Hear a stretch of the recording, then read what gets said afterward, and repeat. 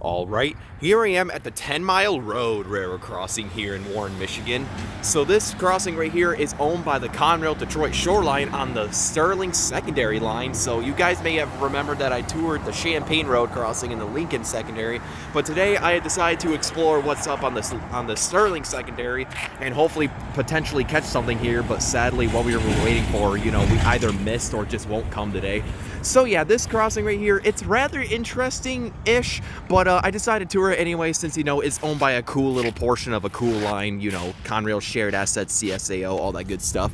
So yeah, I guess with all that said, I'll explain as I go on, so let's get to it. So first of all, right here behind me are a pair of traffic lights. Well, these are your typical traffic lights, but these are also preemption signals sitting on a little traffic light cantilever right here. And yeah, they're both incandescent. And I decided to show this anyway since it's kind of the part of it's kind of a part of the crossing, but not really. As you can see, it's changing from green to yellow and then to red. So there you go.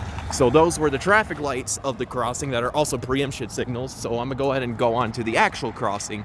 So yeah, so for the first signal here, this has a Lincoln Industries cantilever. And here's the emergency information in a dot tag, and the dot number is 511097K. And I believe there isn't any older emergency information anywhere, but yeah.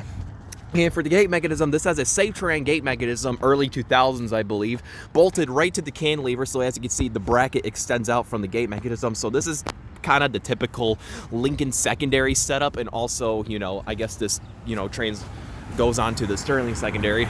So yeah, and this features some Ricoh incandescent gate lights, no wing guard though. Or wind guard, that's really what it's called.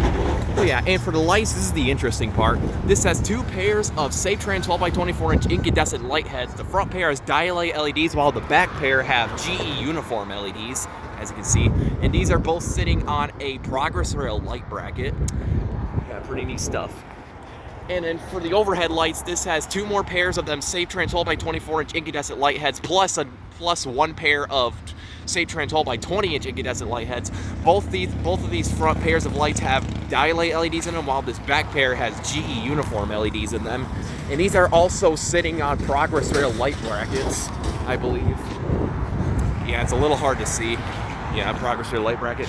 And for the bell, this has a General Signals Type 3 electronic bell. I believe this is a Type 3 because this replaced a mechanical bell in the past. I believe Western Coal and Hayes. So yeah, I guess with all that said, that was the first signal. Now let's go ahead and move on to the second signal. So this line isn't used a lot, but a lot of the trains that go through, the downriver area do go through here as soon as they leave Sterling Yard, build their train, go through here, and so on and so forth. So yeah, with all that said, here is the second signal, which is somewhat similar to the first. This has a another Lincoln Industries cantilever, and here's the emergency information, the dot tag once again. And if you can tell, both of these cantilevers are the Lincoln Industries 2-lane cantilevers. So this is on like a 3-lane road, 2 outer lanes and a middle turn lane. So this is what they had to do to cope with that. So yeah, and for the gate mechanism, this has another SafeTran gate mechanism. I think early 2000s, once again bolted to the cantilever, as you can see, and with the little bracket arm for the gate. And this features some more Ricoh incandescent gate lights and a wind guard, which is attached right on top of the cantilever.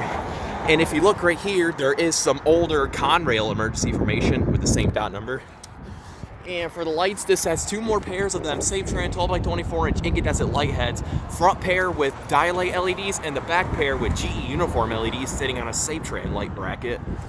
And for the overhead lights, this has two more pairs of them SafeTran 12x24-inch incandescent light heads, and one more pair of them SafeTran 12x20-inch incandescent light heads. Front pairs facing have dial-A LEDs in them, while the back pair right here has GE uniform LEDs in them, which once again, like I said, I only say these are incandescent light heads because these lights used to be incandescent, but they reused the light heads to put LEDs in them. You can see, and this also features an overhead crossbuck, and same with the first signal. And these are sitting on SafeTran light brackets. I think that one, yeah, these are SafeTran light brackets. But yeah, and for the bell, this has a General Signals Type 2 electronic bell, or a Type 1. I believe it's a Type 2, because although this has been here for a while, but it could have been like a 2005 install. So yeah, that right there was the 10-mile road railroad crossing in Warren, Michigan. Here's the relay case with no signs of emergency information on it. but oh well.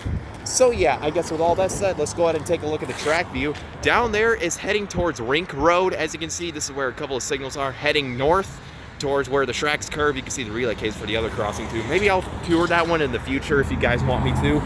And down there is heading south towards Sherwood Avenue, and where it splits up into a little Y. This is where some trains store, and where some locals go in and come out, I believe. Although I have not seen any action through here. Well, I was hoping to see some action here today, but I didn't, so yeah. And down there also heads to like many other junctions and spurs that the Sterling Secondary has to offer. So yeah, I guess with all that said, this was the 10-mile road railroad crossing in Warren, Michigan, owned by the Conrail /NS or CSAO Shared Assets, Detroit Shoreline Sterling Secondary line. Pretty neat stuff. I gotta get something on here eventually, like the Lincoln Secondary, but I guess with all that said for now, over and out.